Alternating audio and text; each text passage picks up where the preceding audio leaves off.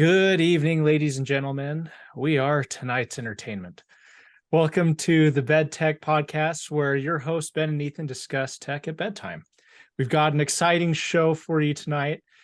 We are going to be starting off with 343 and their winter update that they just announced. Seems like over the last couple of days, 343 has said a lot about what they're doing to improve Halo and trying to keep their dwindling player base that for Halo, since it seems to be dwindling a lot as new first-person shooters have come out this year. And I don't know, it kind of seems like it's still a bit of a sinking ship. Some of the things that they've talked about improving, they're going to be fixing some networking desync improvements, blank shots, getting shots around walls and corners, and ghost melees. Kind of sounds like all the things that we have hated over the last year. What are your thoughts on this, Ben? It's ridiculous. It's ridiculous. I so I think you can agree with this, and probably a lot of the listeners who play Halo. But sometimes when I'm playing the game and these occur, right? I get shot behind a wall. I'll be around the wall, and I think I'm safe, but then I die, or I'll shoot. I hear the bullets connect, and then no damage is dealt. Or you will punch and melee them. Looks like, hears like damage. You hear it and nothing happens. And then when those things happen, I feel a little crazy. Like, wait, did I not hear that? Did I not see that? Was I not behind the wall? Crazy. I And think we get outraged. I mean, yeah, this is like huge outrage. well, yeah, like when it happens over and over again, you get so irate. At least I do. I get so frustrated. And a part of me is just in my mind thinking, am I justified in complaining about this? Because I will in the moment get so mad. I'm like, I was around the corner. What are you doing? What is this? That makes zero sense. Or I shot him. I swear I shot him. And then everyone's like, yeah, right, Ben. Sure, you shot him. You just suck. You just got killed. It's like, no, I promise I heard the bullets. Ah. And then the fact that he come out with his article telling us what they're going to update with the desync, and it's literally the items that frustrate us the most. Number one, it makes me think, all right, I'm not crazy. But then number two, it makes me even more mad that it's been over a year and we've known about these problems and we're barely starting to fix them. We don't even know if they're going to completely resolve them, which I doubt they will, but Yeah. they're just beginning to. That it frustrates me so much. And it reminds me why I'm happy we have alternatives like Modern Warfare 2 now. So those are my Yeah. thoughts. That way we can be mad at another game. It's like when we get a new president, we blame that new president for the new Share the issues. anger. We got to Yes. share the anger. Yeah. I mean, being a 90s baby, as both of us are, you know, we grew up with Halo in our teenage years and have that nostalgia feeling with the older Halos. We grew up with Halo, loved that. And I got extremely hyped when Halo Infinite was gonna come out last year. Oh yeah. I got really hyped for it. I expected it to be a really great game, and it was hot garbage. And Yeah. we're into this game for about a year now, and it still is hot garbage. These issues are still persistent. And Yeah. I mean, ghost melees are probably the one thing that bothers me the most because I always get burned on that. I'll go to hit somebody first, doesn't register, and then I get killed. Yeah. It's infuriating. Yeah. And I'm not the best player, but I think I can hold my own. And then these stupid things that are beyond my control, just it's outrageous. Yeah. Hot garbage for Yeah. sure. How can you truly rank someone when Yeah. there's so many inconsistencies? Yeah, I agree. I think overall the mechanics lived up to what I wanted it to be, where it felt like the old Halo and it felt like the original Bungie Halo. But the desync, the lack of improvements, the lack of changes, updates, bug fixes, content, et cetera, et cetera, et cetera. There's so much. It's almost as if we're still in the same beta. I think we had what, 2 new maps added, and that's it. And Yeah, like in a whole recycled year. skin, yeah, an entire year, and recycled skins and 2 battle passes over a year. It's ridiculous. I'm blown away. I know. I even How think I completed the battle pass. Yeah, it's like, wow, okay, you gave me time to complete a battle pass. You guys must be slacking, you know. No, but yeah, I agree. It's just, it really is hot garbage, and the user count just shows that people Do you have think lost this is going to be interest. enough to save Halo? No, it's so sad. I don't think so. I invested like a lot of my I shouldn't say invested, but I went all in with Halo. I bought a lot of their swag, the paraphernalia, and a lot of their, Yeah, you you got the know, limited edition Xbox, which I is got, yep. I got the pretty tight. controller. I got my computer, mouse, and keyboard. I did a lot because I was really hyped on this. Halo's like, it's my childhood game, you know, and yeah, I don't think it's enough to save the game, which makes me really sad. Yeah. So, It it's really sad. I mean, usually with Halo games, since it's not an annual game that comes out every year, generally like the player base will stay pretty consistent for it. I mean, there's quite a bit of time from Halo 5 releasing to this. mhm. And I still played Halo 5 every now and again. And I had no trouble getting into lobbies with that. So I mean, there were people that were still playing it on a regular basis.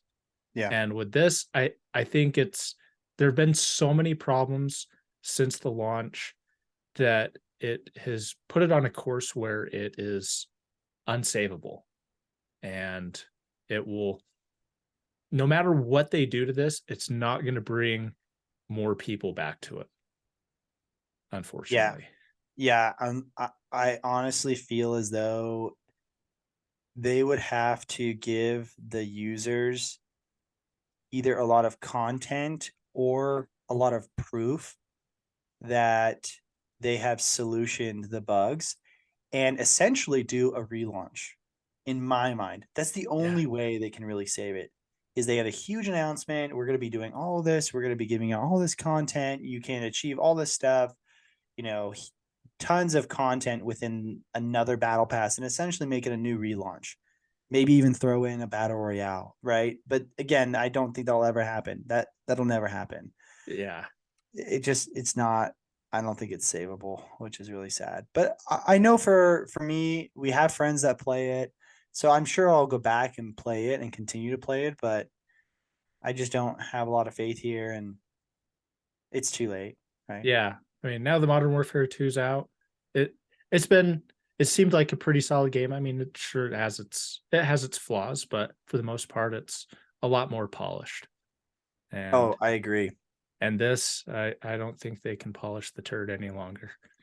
Yeah, I mean, not only is it more polished, but even with the bugs that they do have, they're already addressing it, right? Yeah. News is coming out from Activision. Hey, we know about these bugs. We're coming out with fixes ASAP. We're I going to mean, I be think there's been adjusting this. 3 updates, like significant updates since it's been out for 2 weeks now. Yeah. Yeah. And although it's a pain to update, I'd rather update it and get my bugs fixed, Yeah. you know? And here we are a year later with Halo, and like, hey, November, we're going to be doing an update with bug fixes. Oh, yeah. Activision's beating you to that. And they just released their game a couple weeks ago. Yeah. So, So, yeah. insane. Sorry, Halo. Sorry, Yeah. Master Chief. Feel bad for you. It's a shame. However, the show, I guess it is what it is, and they made their bed, and Yep. they'll have to live with it. Yeah. So, all right. Well, how about we get into meta and kind of how their state is at this rate in the game. From this article that we have here, it's been just over a year since Facebook rebranded to Meta, and since that time, they have shrunk an astonishing $650 billion. And Wild. I think there's a couple of combinations with this. You know, with this year and how the stock market's been, that has a lot of effect on this. However, there was an event that cost Meta 67 billion, and Yeah. they're investing so much into this, and it is losing. Their value is lower than Home Depot, and they have been forced out of the top 20 companies, which is insane. I mean, Facebook used to be this massive social media company, one of the largest, and it's dwindling. What are your thoughts on this? Yeah. I think everyone's taken a hit the last year, right? It's the repercussions, I think, of COVID and also other world events that are happening. I think COVID with stimulus checks and trying to keep people afloat during such a crazy time caused inflation, and now we're seeing the elasticity, right? It's coming back to slap us, Yeah. and so I think everyone's getting hit, but Meta especially is really having a tough time, and I think they're investing so much into this metaverse and Quest and or not Quest, but their VR. Is it Quest that's their VR or is it Oculus? I Well, can't they remember. bought Oculus. Oh, so Uh, they okay, yeah. So yeah, again, not again, but so to my point, they're investing a lot in VR, right? And I don't think people are interested in it overall, especially right now at a time where people are worried about their job. So not, and I'm not saying that the entire, $650 billion is due to that, right? It's a combination of a lot of things. I don't think people use Facebook. I don't think the next generation's interested in using Facebook at all, and so I don't think it's growing. I think it's dwindling. I don't believe that their investments into the VR or metaverse is very good. Infrastructure is not there.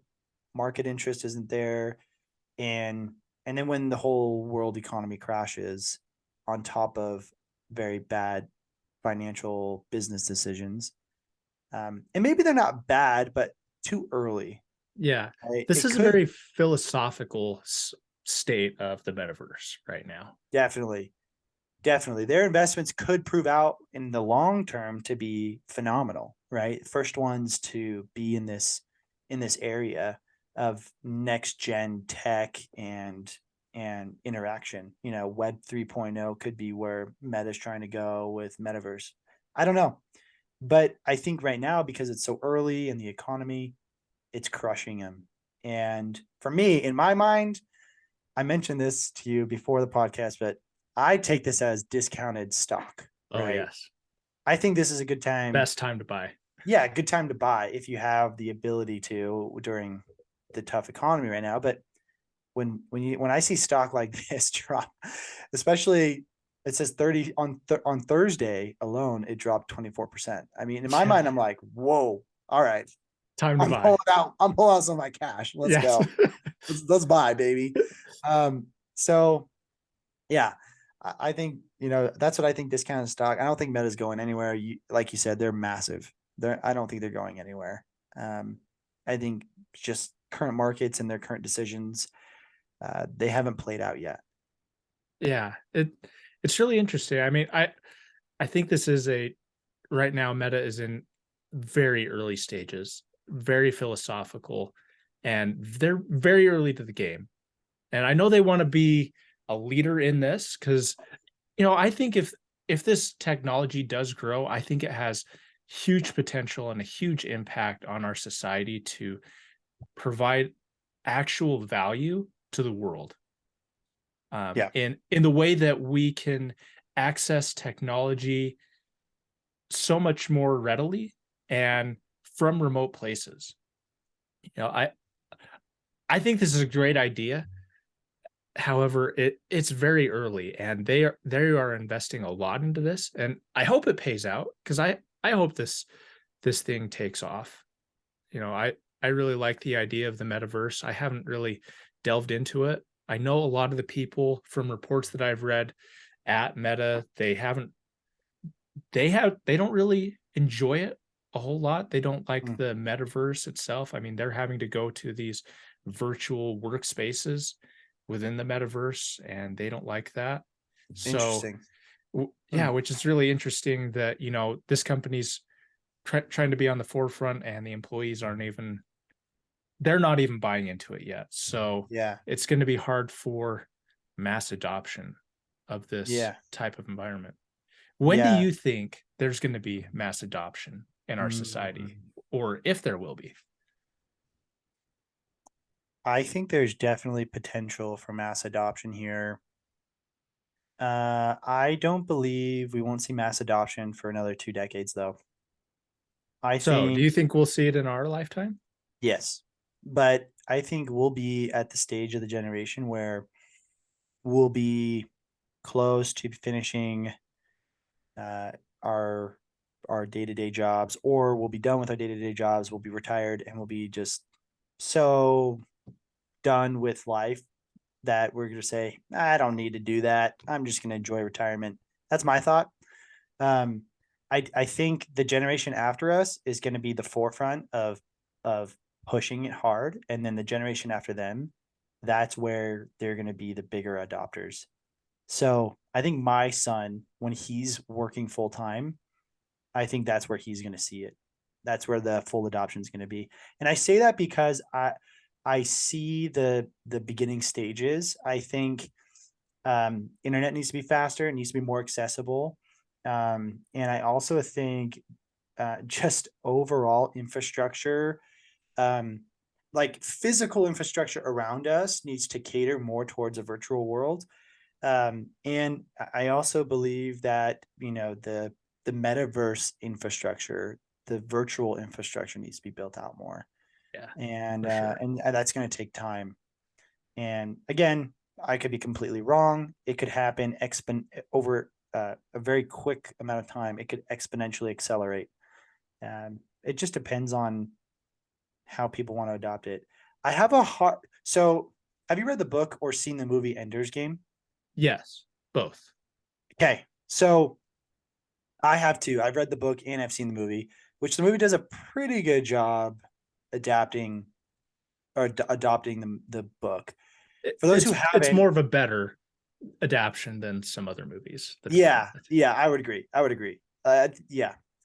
For those who haven't read or seen the movie, well, first of all, I recommend watching the movie, especially if you're into pop culture. It's fun to see all the different references.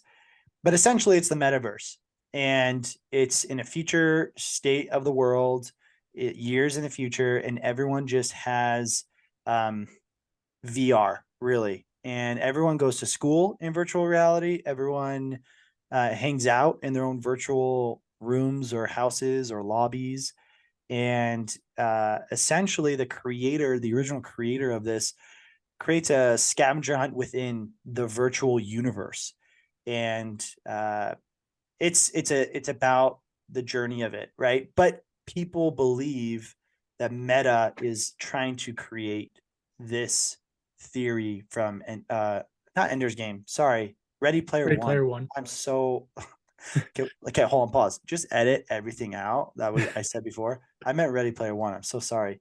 Ender's Game also is a great book and movie. My apologies. Ready Player One is what I'm talking about. So Ready Player One is what people think metaverse is, or Meta is trying to do with the metaverse, um, which is push everything into VR, school, uh, jobs, virtual interaction, social, video gaming, whatever it might be, pushing it to VR. Ready Player One is the name of the book and the movie. Ender's Game, also great book, also great movie. That's about a different story in space, which I think is really cool, but we won't go there. My apologies, everyone. I mean, I feel so dumb right now. Anyway, what are your thoughts? I don't know. I No, rambled for a long time there. I completely agree. I think Meta does want to get to that state that it was in Ready Player One. And I love that book. I love the movie, except the movie, I hated the Shining reference because the Shining just gives me the willies. nevertheless, beside that point, They did a good job in the movie to reference The Shining. I thought they made yes, it funny. they did a really good job. But like a character in the movie, I can't watch The Shining without looking through my hands. Yeah, I don't blame you. So yeah, I think just based on that, it has a lot of great potential, and I do think Meta wants to get to that. And if we can have the infrastructure to support it, and the adoption and the buy-in from society and other companies to help develop it, I think it has great potential. However, right now it's really in such a philosophical state, and it's a very risky to, in my opinion, to be investing so much into this. But the greatest risks can bring the greatest returns. So it Yep. might be a good idea. But I know like Apple's working on developing their virtual reality. Mm-hmm. Sony has their own virtual reality. And so right now there's a lot of competition, or it beginning to be a lot of competition for this. Yeah. So it'll be interesting to see how it all plays out. But Yeah. I also agree. I don't think like mass adoption for this is going to be anytime soon. It'll probably be at the tail end of our lives, and probably our kids and the next generation after that will be the ones to really be on the forefront of this. I agree. I just don't think technology is at a point to where being in the virtual world is better than not being in the virtual world, being in the real world, right? Mm-hmm. And I hope it's it I hope that our world and society does not fully dive into a virtual world. That would be really sad. Yeah, that I agree. There needs to be a good balance. Yeah. Mm-hmm. I agree. So yeah, interesting story. Interesting how Meta has taken this, and hopefully everything continues to move forward and this does get ramped up. Yeah, I'm still kicking myself over saying Ender's Game instead of Ready Player One. Like, oh, idiot. It's okay. We can fix that. All right. No worries. We'll edit that out. Yeah. We'll do some magic. Yes. Or just leave Movie it in. magic. Or just leave What? it in, make me look like an idiot. I don't mind that either. It's humbling. We'll just let it happen. All right. What would you like to talk about next? Let's talk about Twitter because that's big news, and Twitter. there's a lot of stories around Twitter. Yeah, there's a lot of stuff. I guess right now Elon has made a ton of changes as being the new chief twit at Twitter. He has essentially he has plans on reducing the workforce. According to this article here, which I'll share, says that he's going to be reducing up to 50% in an email to staff, that they are going to be reducing their global workforce that has about 7,500 employees. There's been an executive clear out. Musk is now the sole director of Twitter, Yeah, that's and crazy effectively the de facto CEO. And now there's going to be changes on verification, content monetization, and different tiers of Twitter. Like this is insane. As soon as he bought it, he's just gone really hands-on with this and taken this responsibility by storm. Yeah. It's kind of surprised me. I shouldn't be surprised, but it kind of has. I think a lot of people were wondering how serious he was with the Twitter takeover, but to me, this shows he's very serious, and he has been planning around this, what he would do. I understand why he's going to be charging for verification, and I had heard it was originally he was going to bump up that $8 a month to $20 a month. Oh, But I hadn't heard that. yeah, I had heard rumors that he was going to bump it up to $20 a month, and he got a lot of backlash for it. At least the article that I read got a lot of backlash for it, but he might have reduced it because this says on Tuesday must indicate the verification will cost $8 a month as part of an overhaul. And the news I read, I think, was last week, the $20 Gotcha. a month. So he's probably just keeping it to $8 because of backlash. With that being said, I understand it. In this article, it tells how the company lost $221 million last year. So he wants to make sure that they're profitable, right? You don't invest in a company just to keep things the way they are, especially if they're in the red, if they're Right. losing money. So obviously he's cutting out the people who have big salaries because one of the biggest expenses at a company is overhead people. Yes. And so he's cutting jobs and trying to find revenue streams. And that's understandable. I understand that. I don't know what that means from a user's perspective. I personally don't need to be blue check marked. I don't Yeah, I see. don't need that either. However, Yeah, I there's think a that's lot of more of other a. Go there's a ahead. lot of people there that do use that and find it as a valuable tool. Yeah, And yeah. Honestly feel as though it's more of a status thing. I think people like to throw around their blue check market like they are above you. Oh yeah, I'm verified. You know, yes, oh. It's like okay, my name's Ben. I can reminds me verify of the it. Dr. Seuss story Sneetches, I, Starbelly Sneetches. I do not know this story.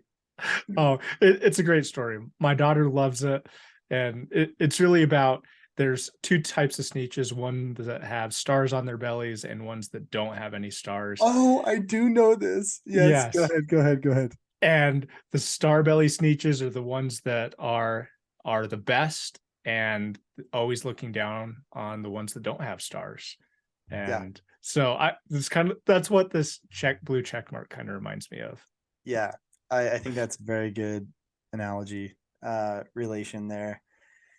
Yeah, so I hope it sounds as though he's focused on the users and he wants to make sure there's a good user experience, right? He's trying to bring in different levels that you can choose from different tiers. And he even says in this article, like a player versus player version. Um, I don't know. It'll be interesting to see. People want Vine to come back. That's kind of cool. That'd be Yeah, fun. yeah. Go I ahead. Your saw that thoughts. the Musk was going to resurrect Vine to compete with TikTok, and it was really interesting because Vine back in the day was really the first shorts. I mean, they were super short. It was a matter of seconds, and I think Vine was just really early for its time. But now that we've gotten TikTok and shorts and reels, I think people could handle Vine now. Oh, I agree. And there were so many Vines that blew up, they became viral, and people were very creative with Vines. That's what I love about social media is some people can be so creative, and I love seeing that. It's not just our exposure to Hollywood anymore. We have very custom, a wide, broad, and variety selection of entertainment that we can choose from. Yeah, And I there's a love lot of seeing that. content. Yeah, yeah, and I love it because you get all varieties and you're not just funneled into what Hollywood's pushing out, you know? Anyone can create content and anyone can get a following and be entertaining, and I think that's wonderful. So if they bring back Vine, I think the 6-second long videos is going to cause a lot of creativity, Yeah, and I like it personally. I think yeah. it'd be I think it's a great idea. I think my personal opinion of TikTok is I don't think it's very sustainable. Not hmm, because of the way they allow content, but of how they treat their content creators on really TikTok. Yeah, interesting.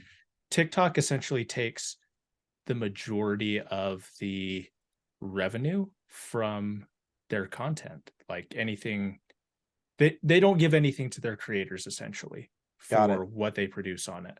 Interesting. Whereas YouTube and Instagram and they have more of a better revenue sharing arrangement for content creators. Hmm. So I think based on the way that TikTok has has treated their creator base is going to end up being their demise. And the move that YouTube Shorts is going towards for creating even greater revenue sharing through AdSense with their shorts is going to really push them to the forefront of these shorter videos and essentially push TikTok out of the way.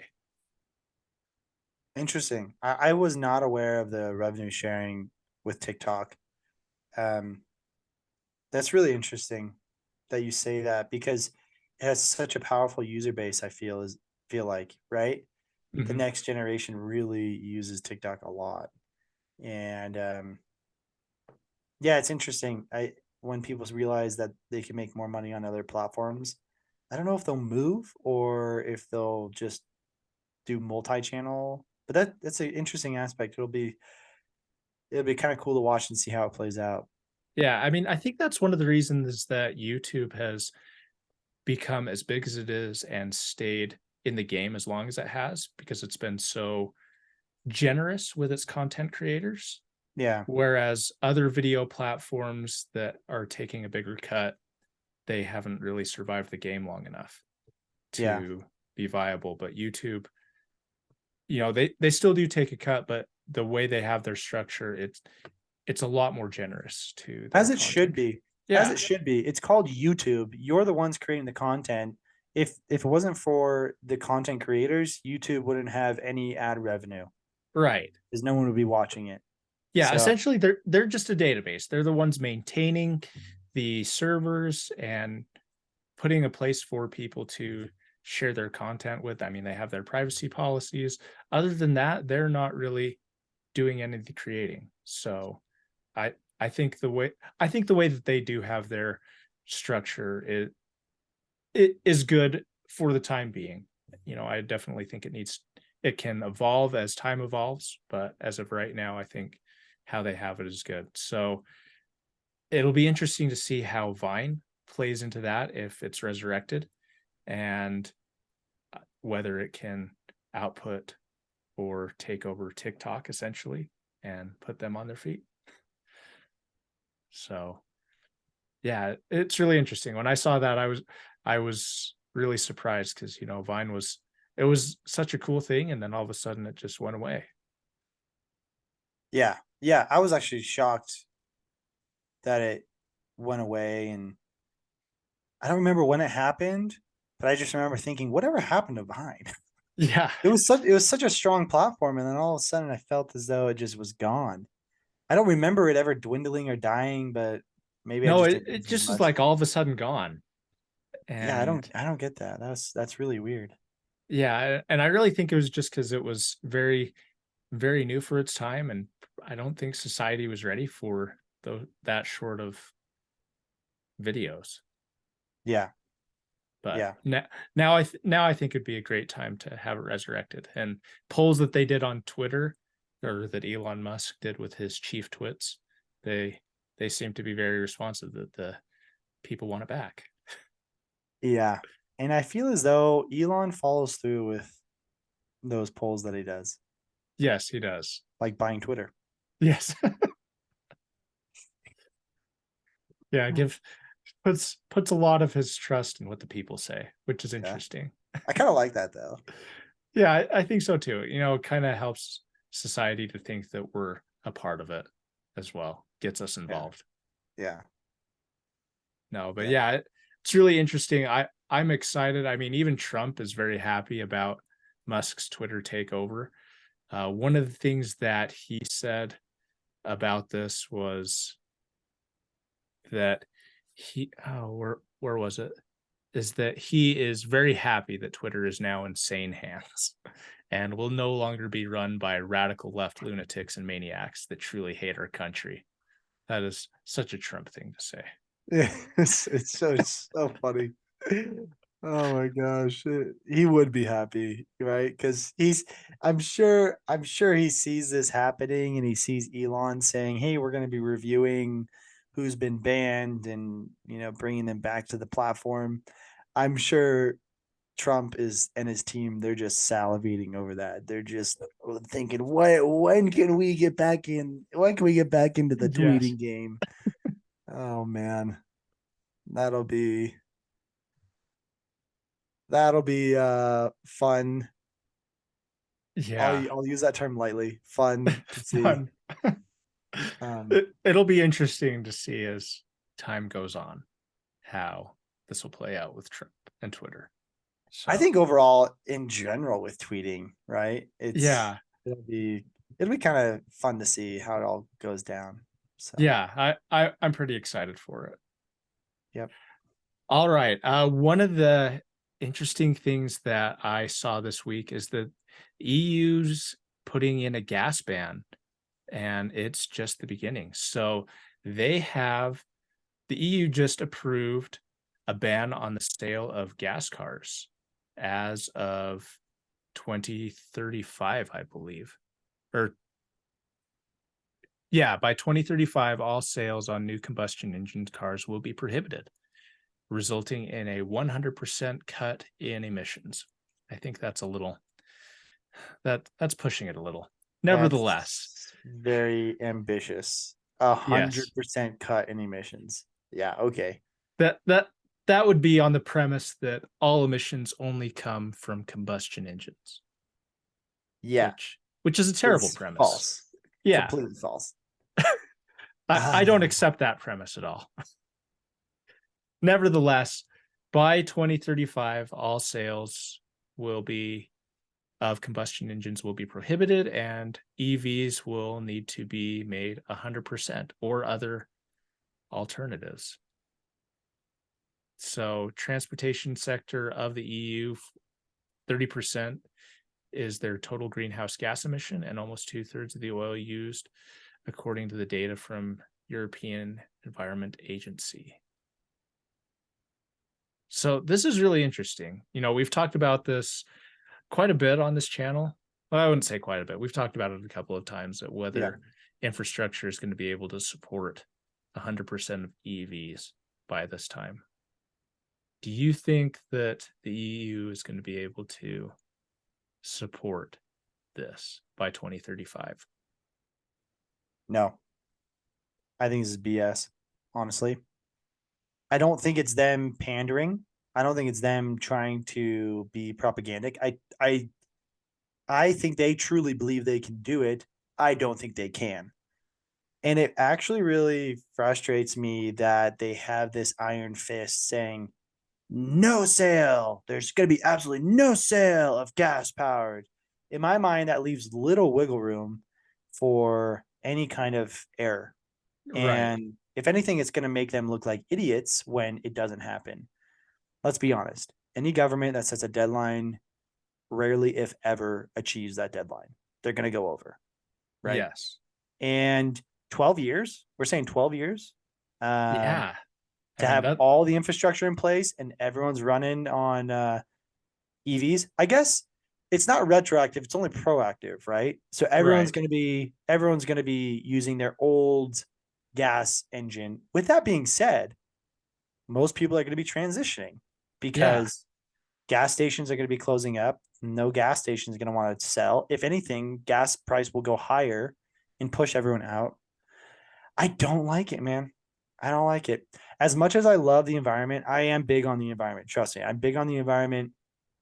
That's kind of the liberal side of me with the environment. I come from Southern California. I love the ocean. I love the mountains. It's big on me. I do really do appreciate Mother Earth and all these beautiful creations around us. With that being said, I think it is very immature to say, not to say, but to establish a hard deadline that you're going to not sell any more gas vehicles.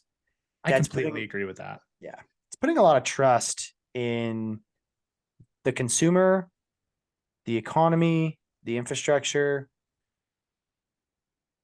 I don't think it will actually happen.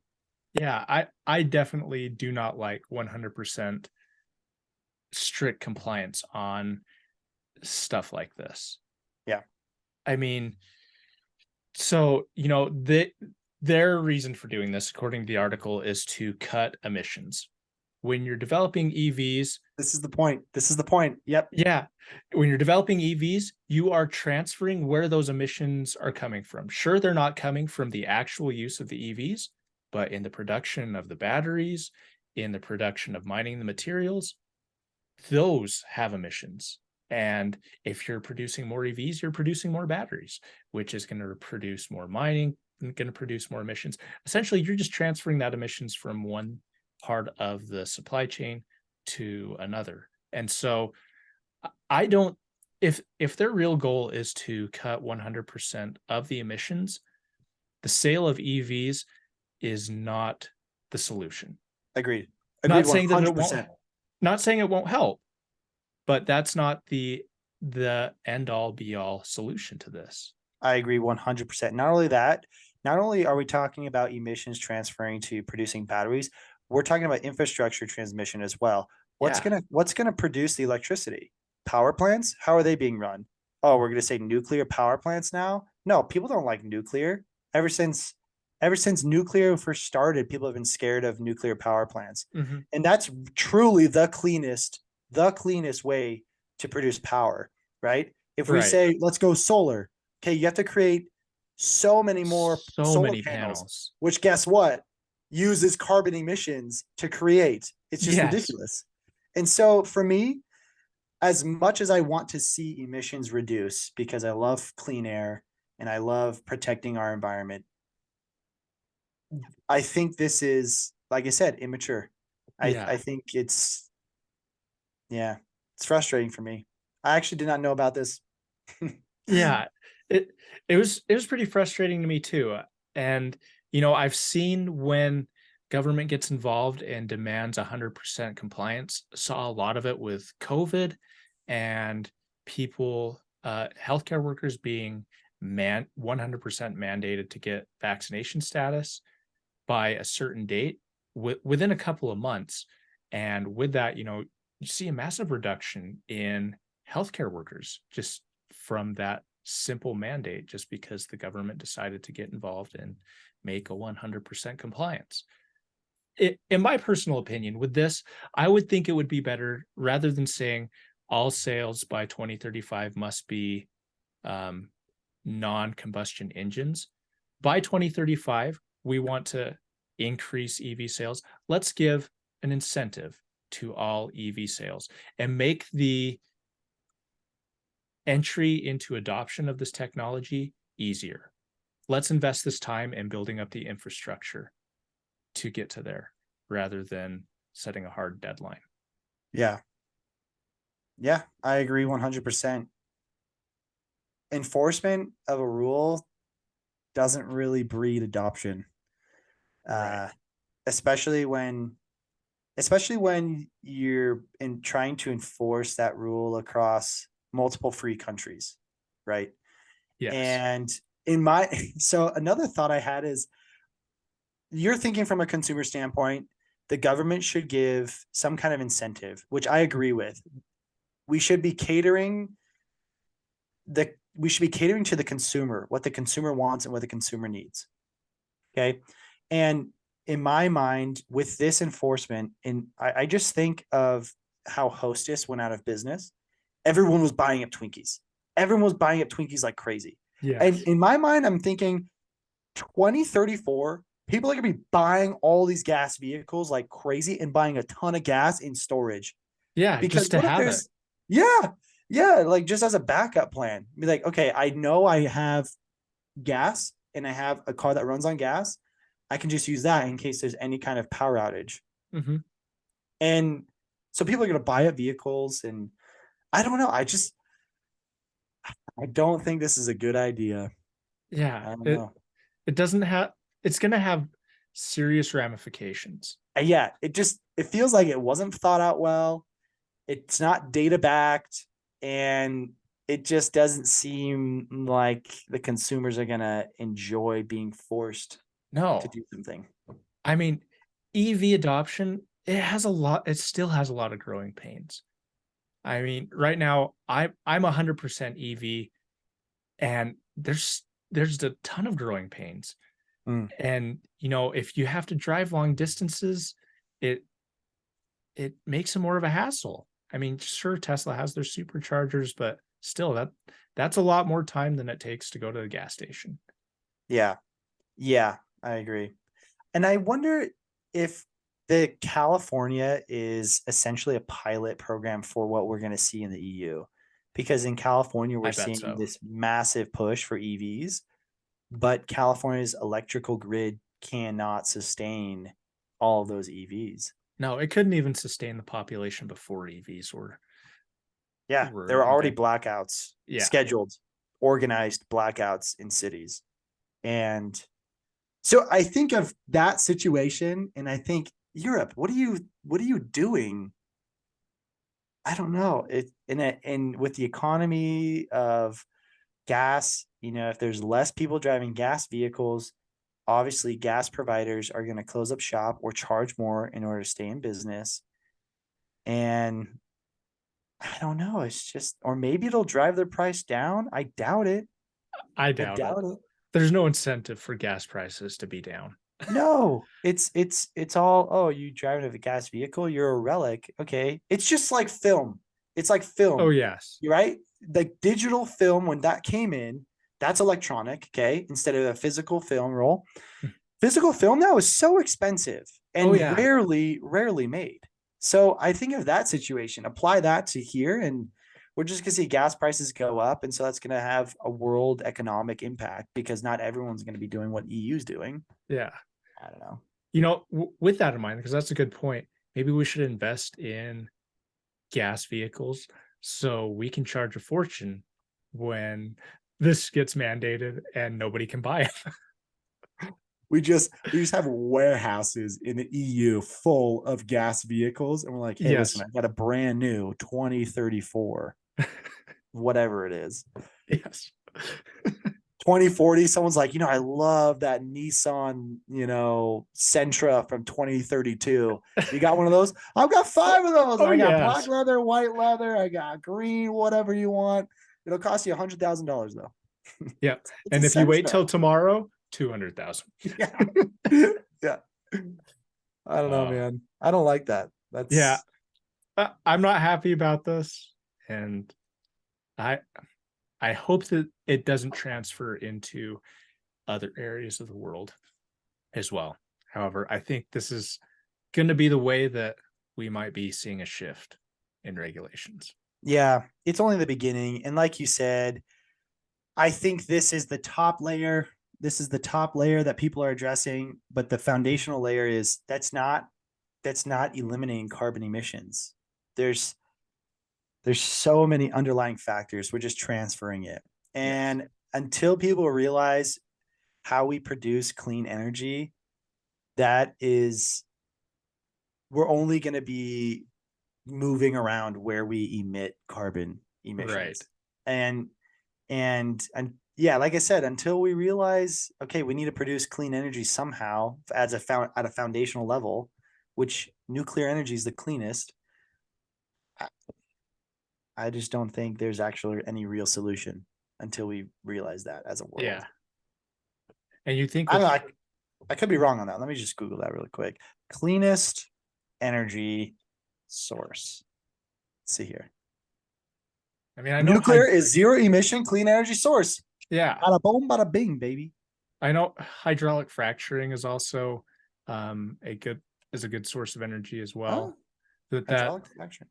yeah, that introduces some other risks as well. However, there there's some good ways that we have for potential of having clean energy. Yeah. But those are Solar. those are Go types ahead. of things Sorry. that those are the types of things that we need to adopt and need to be focusing on versus the sale of EVs. Yeah, I agree. I agree. Yeah. Wow. Very surprising, honestly. Yeah, I saw that. Got me heated. Hammer down. All right. What else would you like to talk about?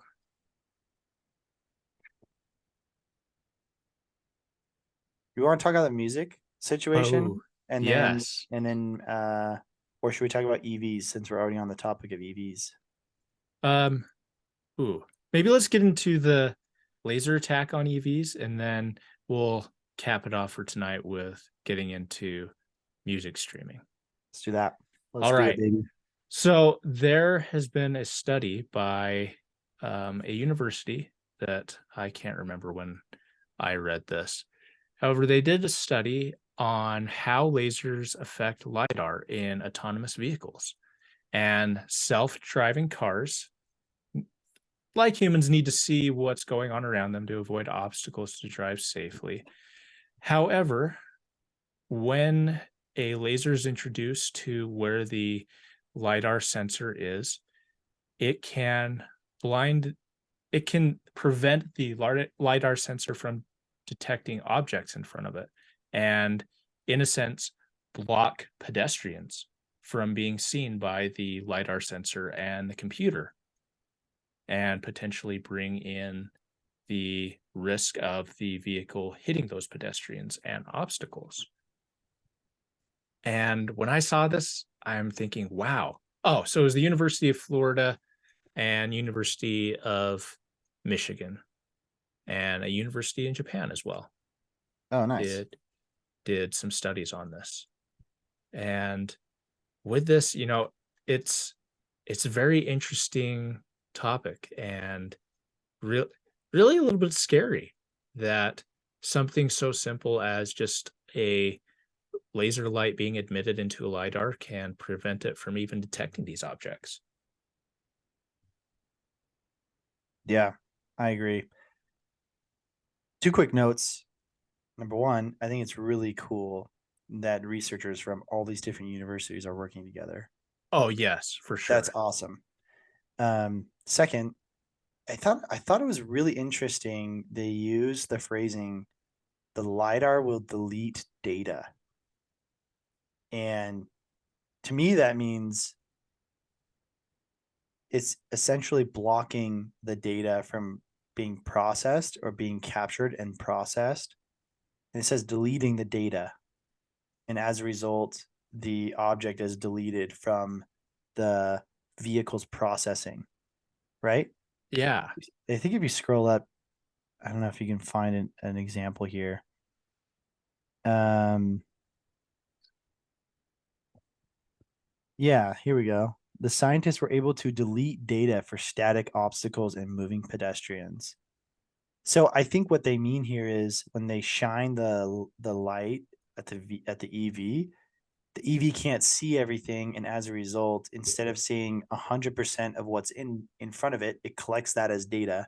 It only sees whatever percentage, and as a My result, some of the yeah. data that's supposed to collect is quote unquote deleted. I thought that was interesting phrasing. Yeah, that is some interesting phrasing. But regardless, you know, to me, to me that means if we rely too heavily on self-driving capabilities with these EVs, there could easily be sabotage Yes. and serious consequences, Yeah. right? I kind of just think of I kind of think of like a Batman movie, right? When the Joker's just trying to cause absolute mayhem. And in the future, if there's like a modern day, hopefully this never happens. Okay. Right. Knock on wood. Yes. Right. But if there's someone who's just crazy enough and wants to cause a lot of mayhem and knows, hey, EVs rely on visibility, let's just shine powerful lasers. I just think of like a big city such as New York just having this mayhem where just vehicles piling and crashing on top of each other, Yeah. causing mayhem. It's interesting, as technology evolves, there's always going to be a ways to maliciously attack it and prevent it from performing in a way that it needs to. So, I think it's good that we found this out now before there's been like a huge mass adoption in self-driving vehicles. Because, Yeah. now that this is here, we can have ways of mitigating it or preventing it altogether. Yeah. Better get the EU involved. They're Yes. going to need this. Yes. They better be on this. Yes. They better be calling University of Michigan up and be like, hey, yo, we got a deadline. And so we need you to fix it. We're going to help out. Yeah, we need to fix this now. And it's interesting, I think Tesla's one of the leaders supposedly in self-driving technology. What's that supposedly for? What's that supposed as a Tesla owner? What's that supposedly for? I'll get to that in a minute. So I mean, right now they're using Tesla Vision instead of LiDAR sensors. So they're using their cameras as a way of mapping out the environment around it. And so back on my comment on supposed leader in self-driving technology. So when I bought my Tesla in 2019, I bought into the full self-driving package that was involved with the Tesla, thinking that, and going off of Elon Musk's promise that full self-driving is going to be here in a year. You buy into it early, you'll get access to it. Here it is, 2022. I still do not have access to a full suite of full self-driving. Nevertheless. Sorry, Ethan. No, it's okay. Because now if I were to buy it, I'd have to pay like $15,000, whereas before I only paid $7,000. So 50% discount. Yeah, 50% discount. Really anyway, discount. Yeah. I mean, so with the Tesla that I have now, I have the full self-driving package, and it has driver assist features on it, which do make 90% of my car travel more enjoyable, I would say. As it stays in the lane, it's able to switch lanes, it's able to modify its speed based on the traffic around me. Cool stuff. However, I think with this push to full self-driving and the things that they add into their software, it makes the car so smart that it is dumb. It does stupid things all the time. Oh, because it's taking in too many inputs and trying to overcompensate for one input over the other. Yes. I see what you're saying. So, for instance, if you have like flashing yellow lights, at least here in Utah, some of these highways where you're going at a high rate of speed, they have flashing yellow lights a distance far enough away from the actual stoplight to warn you that, hey, the light ahead of you is going to turn red. You need to slow down. When Tesla sees that, it automatically starts to slow down. And it really agitates me because I've still got about a mile before that stoplight actually occurs. And so I'm like, okay, I know it's going to happen, but I don't need to slow down right now. Yeah. And so it does stupid things like that. Or when it's exiting the off ramp, it slows down at such an aggressive pace that is really annoying. When you're going on the exit ramp, you just ease into that. You don't need to go from 85 miles an hour to 0 right as you hit that. Yeah, it's super frustrating. Yeah. So, I mean, even with how great some of the technology is, I think that it's too good in some instances that it's just stupid. And I can understand that. I don't have a Tesla. I'm not rich like you, Ethan. So please. No, I'm teasing.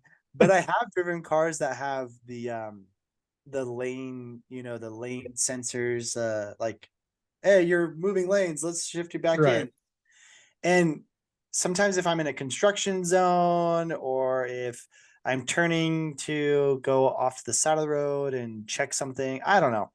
There have been times when it's thought I'm going out of the lane and I'm trying purposely to get out of the lane and it's resisting me getting out of the lane. I'm like, no, I want to go over. Like, I stop controlling vehicle. And then I crush into like 3 other cars to the right of me. No. At least it was only 3. Yeah, just 3.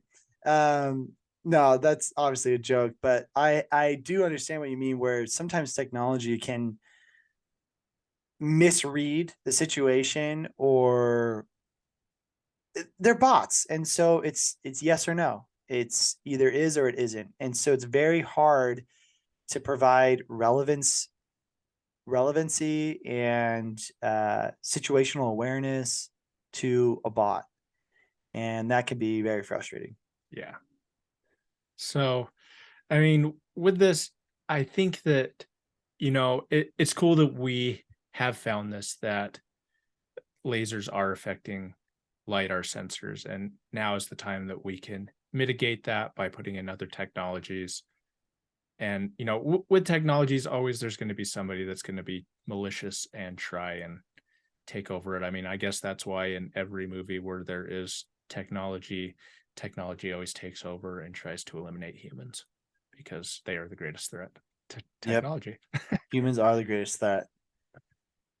So, Humans are the greatest threat. Always putting on emissions, yes, whether it's through their vehicles or through their electrical plants to charge their electrical vehicles. yes, can't have that. So we must eliminate all human life. Yep. Let's just go to Mars. Yes, and And with Elon at the helm of SpaceX, that's probably possible here in the near future. if there's anyone that can do it, it's that guy. He's going to be the first one. Yeah, I believe it. I really do. So, but I think Wow. that'd be really cool. I really love the movie The Martian, and I think that like sheds a lot of light on what type of technology would be needed just to get to Mars and everything. Phenomenal So, movie. yes, Phenomenal movie. phenomenal movie. I agree. All right. Last one for tonight. Let's get into Amazon Music and how they've stepped up to competing with Spotify now. Ooh, got I the chills. I think this is really cool that Amazon is doing this for their Prime subscribers. So just on Tuesday, Amazon announced the expansion of Amazon Music and is going to be allowing Prime users access to the full catalog of 100 million Amazon Music songs, up from the original 2 million songs that were available. Wow. So, Amazon Prime subscribers, they're not going to be getting all on-demand access to these music tracks. It'll be more similar to how, I guess, Pandora has been, where you pick a song and a playlist is generated, or a radio station. However, it's nice to see that Amazon is offering some additional features to their Prime subscription that keeps seeming to increase year over year. What are your thoughts on this? I agree that Prime subscription increases year over year. I feel like that's everyone's subscription these days. But But we I gotta was pay for it. yeah, for real. Literally. Um and I was unaware of this aspect. I didn't know what my capacity was for Amazon Music. I'm pretty cheap. So I do pay for Prime already, but I don't use Prime Music. Um because the music I listen to, I just don't think I have access to what I want to listen to. And the people that publish their music don't publish it to Amazon Prime. And I don't know. I'm not really in the music realm. I used to use Spotify, but I don't use it anymore because I don't pay for Spotify Premium, and I hate having limited skips. And I don't Yeah, use Pandora because I can't choose the songs, and I don't pay yeah. for Apple Music because it's too expensive in my opinion. So I'm pretty cheap when it comes to that stuff. Um, with that being said, I do think it's really interesting how they're getting competitive with Spotify. Spotify has grown a lot and they make good money. Spotify is huge. Yeah. And I think they treat their artists pretty well. I don't know. Correct me if I'm wrong. Artists who are listening right now, if I'm completely wrong on that, please correct me because Yeah, sound off in the comments. yeah, I need it. I'm actually I'm talking out of my butthole right now. I actually have no idea how well they treat their artists. I'm so sorry. Let me Google this really quick. All right. Yeah, I'm not sure how they do either. However, it is amazing how much Spotify has grown, as well like how much Apple Music has grown and their attempt to take the top spot over Spotify. And also kind of some of the shady things. I wouldn't say shady. I guess the way that they're competing against Spotify. Amazon? Apple. Oh, Apple. Sorry, yeah, Apple. Yeah. So with that, Apple and Spotify are once again feuding over Spotify's attempts to break into the audio market. And Apple has rejected Spotify's latest app update 3 times in the last month. And I guess over the years, there's been a long running dispute over Apple's App Store policies with multiple conflicts on and app and subscriber fees. So, Yeah. here we've got Apple just trying to do what they can to prevent Spotify from moving into the audiobook market, which I think is really sad. Yeah. Yeah. I actually think this goes back to one of our very first podcasts where I think it was the episode 1 or 2 where we talked about a new law coming into play in the US that would eliminate any kind of prioritization or monopolization of digital how do I say this? It would eliminate any kind of competitive advantage on any digital marketplace. So for example, Apple, they can promote whatever apps they want first in the list first. They can charge whatever they want to the vendors. And they can charge, the fees, etc. Amazon on their listing pages, they can prioritize what sponsorships they want first. There's a law going into place to try and eliminate that competitive advantage, to try and make it more fair. And it is really interesting to see Apple play this card where they're making it really hard for Spotify, because if they wanted to, they could eliminate Spotify from being downloaded on their app store. Yeah, they did that with Fortnite and Epic Games, and it's annoying how much power Apple has sometimes and how much they abuse it, and not allowing access for other companies to use their platform, or making just the barriers that there are for entry into it. I know Yeah. with their app store, they take such a huge cut from the sale of any apps on there. And back to what we were talking about with YouTube, the app store is just a database that Apple maintains, and people bring their content onto it. Yeah, I agree. Yeah, it's So really interesting to see that. I didn't know it was heating up so much, Amazon and Spotify and Apple Music. Again, because I'm cheap, so I don't really pay for music. I use SoundCloud and I listen to the ads and I listen to what I want to on SoundCloud. I don't pay for the premium. So, yeah, I I wish I knew more about this and I wish I was more involved in the music industry. Um, but I can see how Apple is definitely leveraging their weight in other industries as just an overall tech company to try and dominate the music industry. yeah, it's really interesting.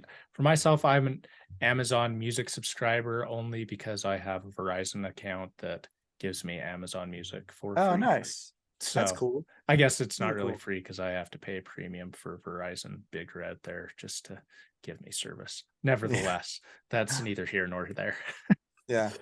So, and because Spotify is like one of the main streaming apps on a Tesla, I have used Spotify's premium subscription just for that, just because it makes connecting music to your car so much easier. And there's some differences with Apple and Spotify. Apple, I think their algorithm for suggesting songs after, like, you pick a song and then the songs that come after it is not as strong as Spotify's I would agree with that actually. algorithm. I think 100%. Spotify has a really good algorithm of suggesting music based on your taste, and Yeah. also suggesting new music that you might like. Whereas Apple's, I think, is just trash. I agree. And one of the reasons why I listen to SoundCloud, I know we're not really talking about it, but my point is related to what we are talking about. I listen to SoundCloud because there's a lot of independent and uh under the radar, you know, artists that don't really have a big following. And I like discovering new music and hearing individuals who have creative aspects, who are not the top 40. I don't like the really billboardy chart music. And I think No Tay Tay for Spotify, you. what's that? No Tay Tay for you. Oh Taylor my Swift. gosh. Dude, phenomenal record she achieved. Top 10 spots on the Billboard. That's incredible that she was able to do that, by the Yeah. way. Nisia loves Tay Tay. That's my wife. But anyway, with that being said, I think Spotify, not only do they have a better algorithm, I think they have a wider variety of independent artists that they Oh yeah. push and that they allow to publish on their platform. Amazon Music and Apple Music, the times that I have used them, like I said, I'm a Prime subscriber and I had Apple Music for free last year during the winter time when I got my new phone. Um, I just didn't feel as though I could find the songs that were in my SoundCloud playlist. I couldn't find them, and I couldn't find the artists. And I'm not sure if that's because the artists choose not to do Apple Music or it's a harder barrier of entry onto Apple Music. But I found them on Spotify, and I feel as though Spotify has a broader range of musical talent and, well, maybe not musical talent, but just musicians overall. Mm-hmm. Yeah, I would agree with that. That's, I think, one of the things that Apple lacks is just that broad range. I mean, there's been times where I've wanted to ask Siri, and Siri's garbage. Nevertheless, you go to search for something on Apple and you can't find it. But if you were to go on Spotify or even YouTube Music, Yes. be able to Yes. find that for sure. Yep. And I mean, like, one of the things that I really love about YouTube Music is that they have a lot of the mixes or singles that have never been published onto Apple or Spotify. And they have that in their library because they've got those videos and you have access to that music. Yep. Yeah. That's a really good point. I agree with you on that one. If I can't find a song that I've heard in either a video, social media reel, TikTok, whatever, if it's not on Apple Music or Spotify, I'll go on YouTube and YouTube usually has it. Yeah. And I don't mind listening to a 5-second ad before I listen to the song. Yeah, So, for sure. So, with this, I think Apple should let Spotify get into the audiobook realm, and a way for Spotify to get some more revenue, and also a way for people to get their audiobooks onto another platform so that it reaches a wider variety.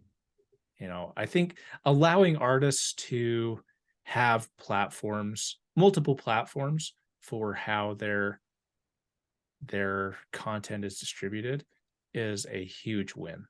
Not only for these companies, because they get the listening time on their apps, but also for the artists and content creators themselves.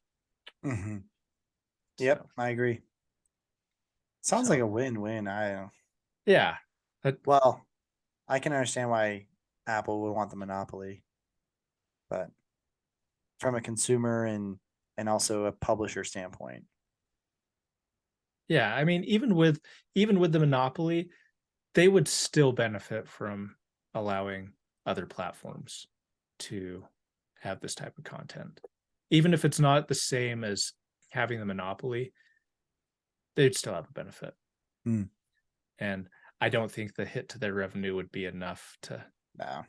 just be bumholes about this. Yeah. However, that's not the Apple way.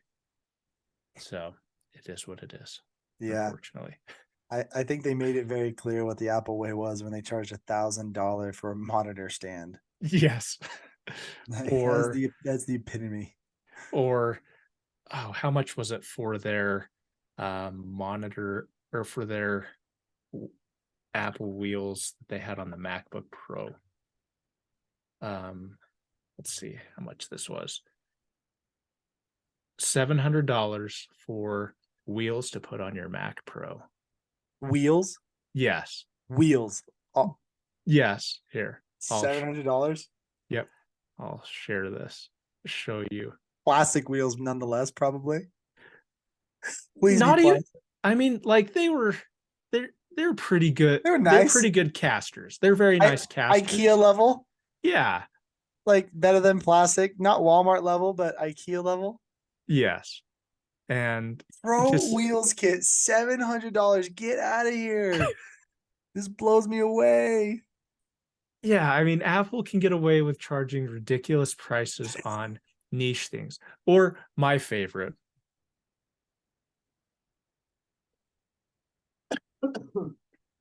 the Apple cleaning cloth which is just a microfiber cloth for $20.